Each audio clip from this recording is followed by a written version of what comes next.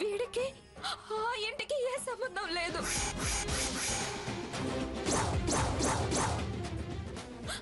ఆ ఇంటి పేరు కూడా ఈ బిడ్డకు పెట్టద్దు.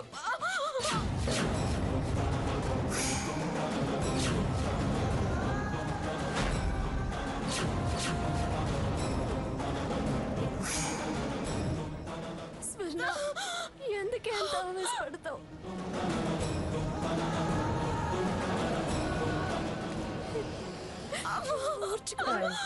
అమ్మాయికి పెయిన్స్ ఎక్కువ అవుతున్నాయి. మీరంతా బయటికి వెళ్ళండి అమ్మా, వెళ్ళండి.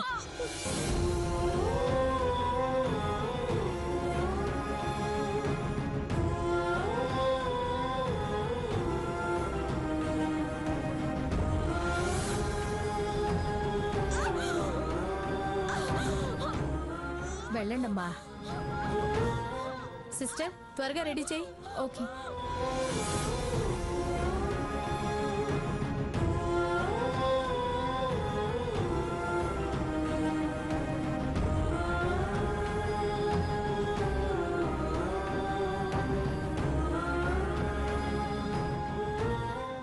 ఏమిటో అది థియేటర్లోకి వెళుతూ చాలా బాధపడుతూ ఎన్నో అప్పగింతలు చెప్పి మరీ వెళ్ళింది.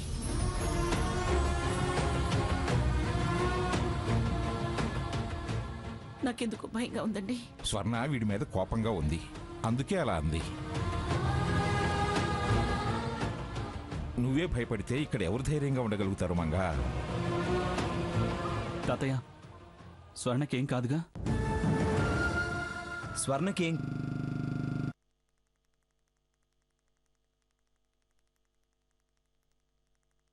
చేయాలి?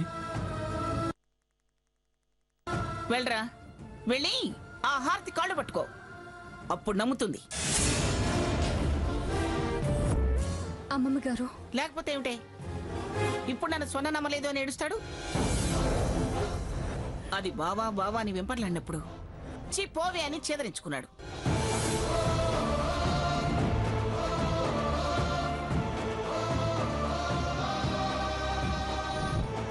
దాని కొంగు పట్టుకొని బొబ్బిల్ దాకా వెళ్ళాడు. మారాను మారాను అంటూ చాలాసార్లు ఏమర్చాడు. దాని నమ్మకం పోగొట్టుకుని బతుకు నాశనం చేసుకుని ఇప్పుడు ఇలా ఏడవటం ఎందుకు?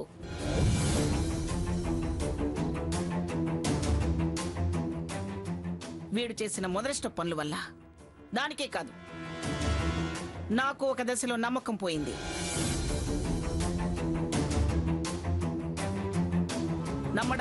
నమ్మడం లేదని ఏడవటం కాదురా, నమ్మకం కలిగేలా దాన్ని వేడుకో. అమ్మా కాస్త సైలెంట్ గా ఉండండి, లోపల ఆపరేషన్ జరుగుతుంది కదా. చాలా నా హాస్పిటల్ నన్ను ఎవరంటారు అన్నావు, ఇప్పుడు అనిపించుకున్నావు. చాలండి.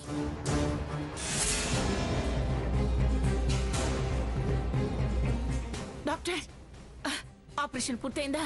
తల్లి బిడ్డ క్షేమంగా ఉన్నారా? సారీ అండి, మా ప్రయత్నం మేం చేశాం, కానీ ఎవరిని రక్షించలేకపోయాం.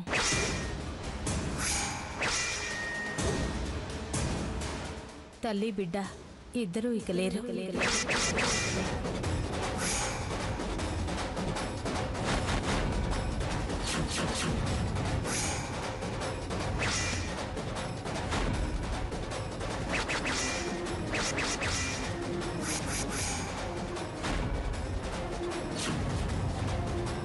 స్వర్ణ, స్వర్ణ, ఎంత పని చేశావే? ఏమండి? అలా జరగడానికి వీల్లేదు.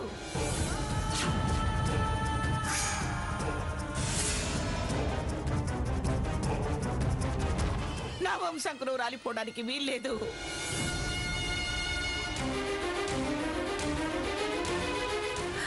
నా కూతురి తొలి కాన్పో, ఇలాంటి అశుభవార్త మేము వెళ్ళాం. నా బిడ్డని దాని బిడ్డని ఎలాగైనా బతికించండి. చెయ్యాల్సిన ప్రయత్నం అంతా చేశాం, కానీ చేజారిపోయారు. ఇక మా చేతుల్లో ఏమీ లేదు.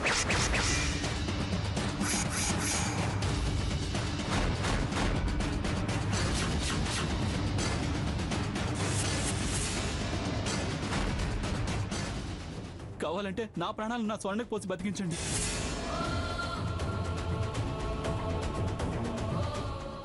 ఎలాగైనా నా స్వర్ణ బతకాలి, బతికి తీరాలి డాక్టర్. ఇప్పుడు ఏడ్చేం ప్రయోజనంరా? అది శపించిపోయింది, నీ బతుకుని నిరర్థకం చేసిపోయిందిరా. ఛీ, పోరా పో, పోరా. నీ ముఖం నాకు చూపించు, పోతలకి. అమ్మమ్మ గారు, నువ్వెందుకమ్మా ఆవిడ్ని కంట్రోల్ చేస్తావు? నా కూతురు లోకం విడిచి వెళ్ళడానికి కారణమైన వాణ్ణి అవతలికి మాత్రమే పొమ్మంటుంది.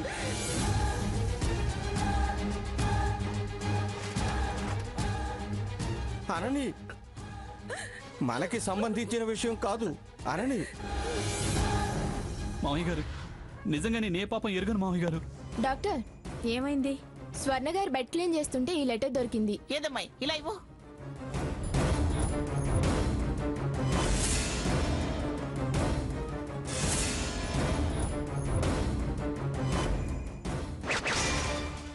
ఏముంది రామచంద్రయ్య అందులో? నా కూతురు కన్ను మూస్తూ మూస్తూ ఇచ్చి వెళ్ళిన కానుక ఇది. చదువుకోండి, మీరే చదువుకుని పొంగిపోండి.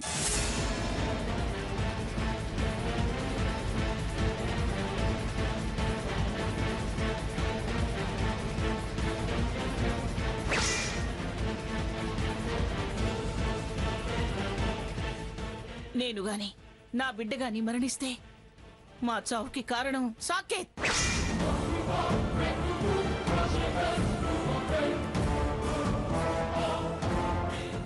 అతను హంతకుడు.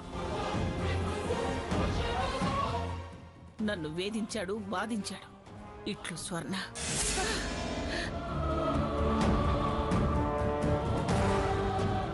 రేయ్! దుర్మార్గుడా,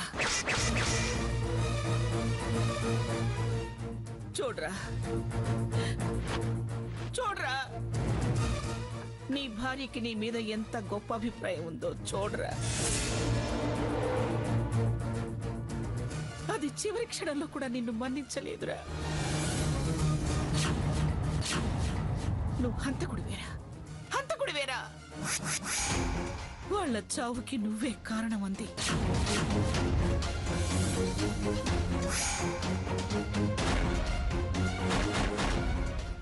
ఇంత ఘాతకానికి తెగబడిన తర్వాత అది నిన్ను క్షమించదలుచుకోలేదు. అందుకే ఇలా శపించి వెళ్ళింది. చెప్పించడం కాదే, ఉన్నవాళ్ళు తిమ్మిని బమ్మిని చేసి సాక్ష్యాలు తారుమారు చేస్తారని తిరుగులేని మరణ వాంగ్మూలం రాసిచ్చి వెళ్ళింది. మనల్ని హెచ్చరించి వెళ్ళింది. వదలను, ఈ నరరూప రాక్షసుణ్ణి వదలను.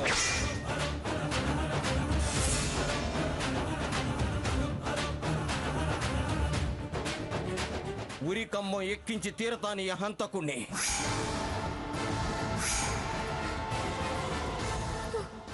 నో, కాదు, నేను హంతకుణ్ణి కాను. నన్ను నమ్మండి, నేను హంతకుణ్ణి కాను. నో.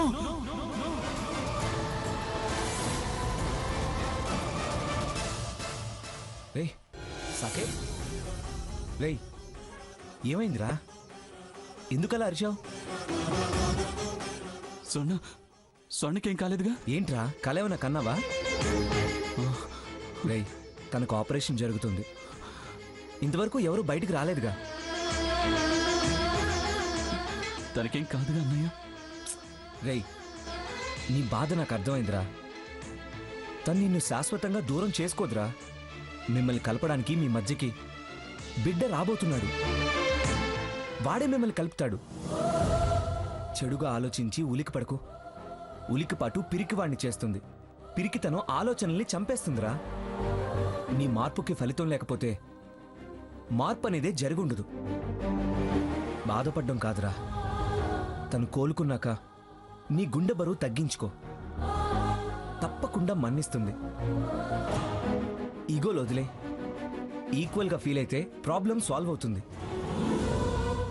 నీ భార్య దగ్గర నువ్వు ఏ విషయంలోనూ ఫీల్ అవ్వకు, ఓకే?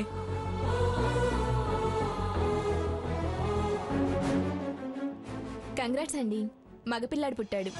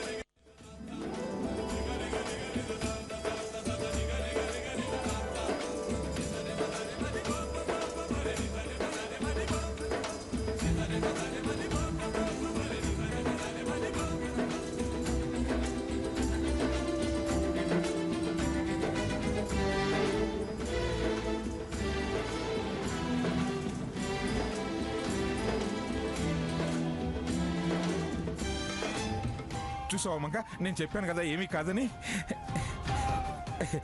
మంగ, నేను ముత్తాతనయ్యాను, నువ్వు ముత్తావు అయ్యావు. అరే సాకేత్, కంగ్రాట్స్ రా, నువ్వు తండ్రి అయ్యావురా. ఏమండి, వంశోద్ధారకుడు పుట్టాడండి.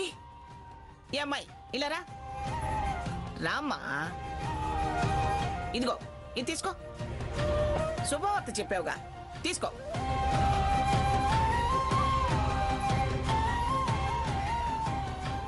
ఏడి ఏడి నా మునిమనుడు. వాడిని చూడగానే వాడికి 1 కోటి ముద్దులు ఇవ్వాలి, నా మనవరాలికి కూడా 1 కోటి ముద్దులు ఇవ్వాలి. ఎక్కడా మంగ, మరీ అన్నైతే వాడికి ఊపిరాడదే. ఘనంగా ఉండొచ్చు గాని మరీ ఇంత ఘనంగా అంటే. చాలండి, ముందు పిల్లల్ని చూద్దాం. పదండి. ఎక్కడ వాళ్ళు? ఆగండి అమ్మా, వాళ్ళని ఇప్పుడే చూడడం కుదరదు. ఎందుకు చూడకూడదు?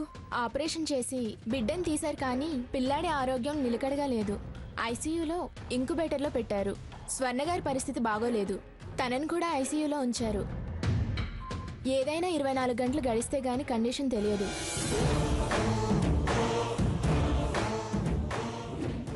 ఇలా రా నువ్వు.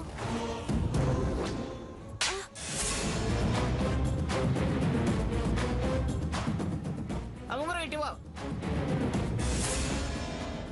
నువ్వు గుడ్ న్యూస్ చెప్పావని ఈ ఉంగరం ఇచ్చాను.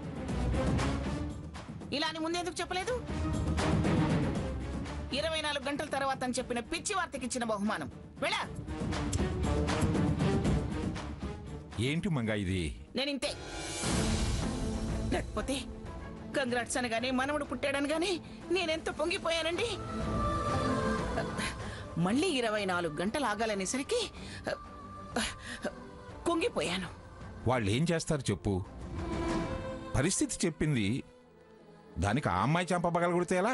ముందే ఇలా అని చెప్పుంటే అంత ఎత్తుకెళ్లేదాన్ని కాదుగా, ఇలా బోర్ల పడేవాళ్ళం కాదుగా. డాక్టర్, తల్లి బిడ్డకి ఎలా ఉంది? పిల్లాడికి జాండీస్ ఉన్నాయమ్మా, తన స్పృహలో లేదు.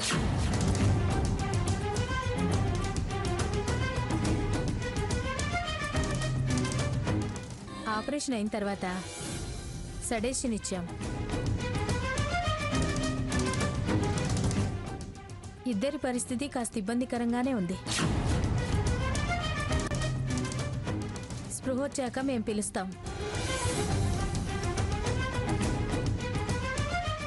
అంతవరకు మీరెవరూ తన్ని డిస్టర్బ్ చేయొద్దు.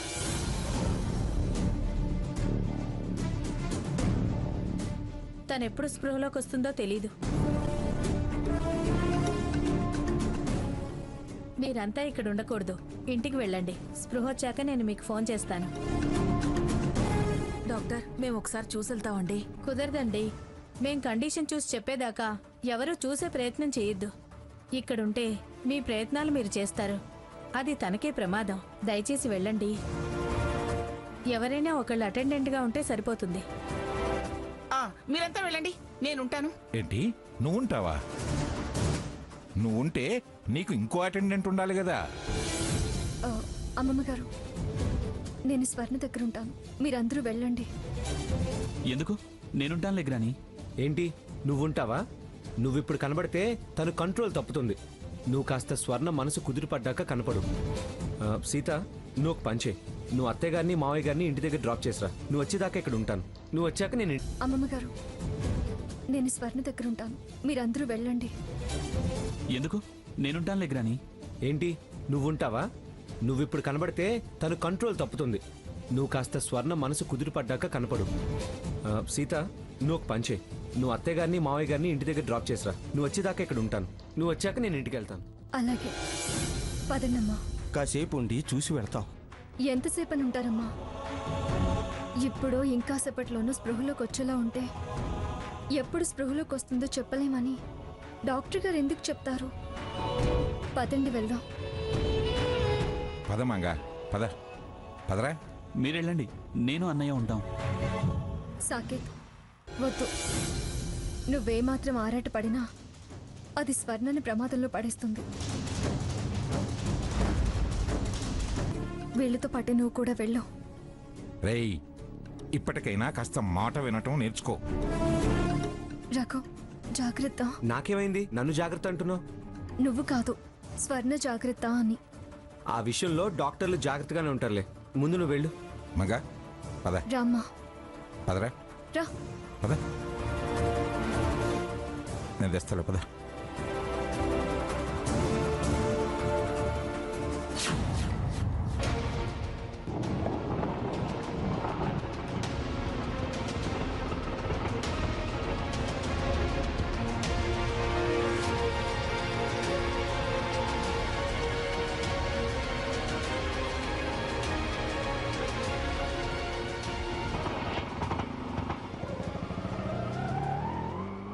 సావిత్రక్క వాళ్ళ ఇంట్లో ఏదో సందడిగా ఉన్నట్టుంది. చూస్తే పోలే. ఏమండి, తాళాలు ఇవ్వండి. సావిత్రక్క, సావిత్రక్క, ఏంటి హడావిడిగా స్వర్ణను ఎక్కడికో తీసుకెళ్లారు? ఎక్కడికి? వెళ్ళేటప్పుడు అడగకూడదని ఆగాను. అప్పుడు అది అలా మెలికలు తిరిగిపోయిందేంటి? ఏమైంది? విపరీతమైన నొప్పులు వస్తే తీసుకెళ్ళావమ్మా. ఏం నొప్పులక్క? ఏం నొప్పులేంటి? పురిటి నొప్పులు. అయ్యో రామా, పిండం అత్తారింట్లోనే హరి ఎందన్నారు? మళ్ళీ పురుటి నొప్పులు అంటావేంటి? నేనేమన్నా పిచ్చిదాన్ని అనుకున్నావా? అవును, ఇప్పుడు ఎలా ఉంది? అసలు దానికి ఏమైంది? ఇలా తలుపు చప్పుడవగానే వాలి ఆరాలు తీసేదానివి. నువ్వు పిచ్చిదానివని ఎవరనుకుంటారు పిన్ని? నీకు అబద్ధం ఎందుకు చెప్తాం? అమ్మ చెప్పేది కరెక్టే. కరెక్ట్ ఏంటి సీత? మళ్ళీ పురుటి నొప్పులేంటి? అది నొప్పులు పడింది నిజం. పండంటి మగబిడ్డని కన్నది నిజం. నొప్పులేంటక్క అని నువ్వు మరీ అంత బుగ్గలు నొక్కుకోవాల్సిన పనేం లేదు. నీ కడుపుబ్బరానికి మంచి వాము లాంటి వార్త దొరికింది కదా, ఇక వెళ్ళు. ఇళ్ళు తిరిగి టమకేసి నోరు బారెడు తెరుచుకొని చెప్పిరా, వెళ్ళు. ఎందుకే? నేనేం అడిగానని నువ్వు అలా అంటున్నావు? ఇరుగు పొరుగు అన్నాక ఏవో అరుపులు కేకలు వినిపిస్తే తల బయటికి పెట్టమా, చెవులకు పని పెట్టమా? నీ కడుపుబ్బరానికి మంచి వాము లాంటి వార్త దొరికింది కదా, ఇక వెళ్ళు. ఇళ్ళు తిరిగి టమకేసి నోరు బారెడు తెరుచుకొని చెప్పిరా, వెళ్ళు. ఎందుకే? నేనేం అడిగానని నువ్వు అలా అంటున్నావు? ఇరుగు పొరుగు అన్నాక ఏవో అరుపులు కేకలు వినిపిస్తే తల బయటికి పెట్టమా, చెవులకు పని పెట్టమా? మీరు మాట బయటికి పొక్కకుండా చూసుకోవాలి గాని వినడం తప్పంటూ నన్నంటావేంటి? విన్నావుగా, వెళ్ళు. నానా హైరానా పడి వచ్చాం. మమ్మల్ని కాస్త ప్రశాంతంగా ఉండను. వెళ్ళమ్మా. అన్నయ్య గారు, మనసులో ఒక ఆలోచన వచ్చిన తర్వాత అది తీర్చుకోకుండా నేను అస్సలు ఉండలేను. ఆ పురిటి సంగతి ఏదో కాస్త చెప్పొచ్చు కదా. ఏం చెప్పమంటావు? ఏం చెప్పమంటావు? గబ్బిళ్ళల్లా వేలాడకపోతే వెళ్ళొచ్చుగా. అది కాదు సీత, ఆల్రెడీ పిల్లాడు పోయాడు అంటున్నారు, మళ్ళీ పురుడు అంటున్నారు. అదే కొంచెం కన్ఫ్యూజ్డ్ గా ఉంది. నువ్వంత కన్ఫ్యూజ్ అవ్వాల్సిన పనేముంది? అయినా మా ఇంటి విషయాలు నీకెందుకు? వెళ్ళిక్కడి నుంచి. చూడు సీత, చెప్పేది విచిత్రంగా ఉంటే నేను అడగనా ఏంటి? చూడు సావిత్రక్క, మీరంతా చెప్పేది వింటుంటే నాకు విచిత్రంగా ఉంది. మసిపూసి మారేడికాయ చేయకుండా అసలు విషయం చెప్పొచ్చు కదా. మారేడికాయ లేదు, నేరేడికాయ లేదు. వెళ్ళవే. అసలు విషయం దాచి తల్లి కూతుళ్ళు ఇన్ని దబాయింపులు దబాయిస్తున్నారంటే అసలు జరిగింది వేరేదో ఉందనిపిస్తోంది. దాచుకోండమ్మా, దాచుకోండి. ఈవేళ కాకపోతే రేపు తెలీదా ఏమిటి? ఏదో పక్కింటి వాళ్ళు మా సావిత్రక్క కదా అని చెప్పి అడగడానికి వచ్చాను. ఏదో చిన్న అభిమానంతో అడిగానంతే. నీది అభిమానం కాదు, ఆరాటం. నిజంగా అభిమానం ఉన్నవాళ్ళు ఇలా వాకిట్లో ఉండగానే పక్షుల్లా వాలరు.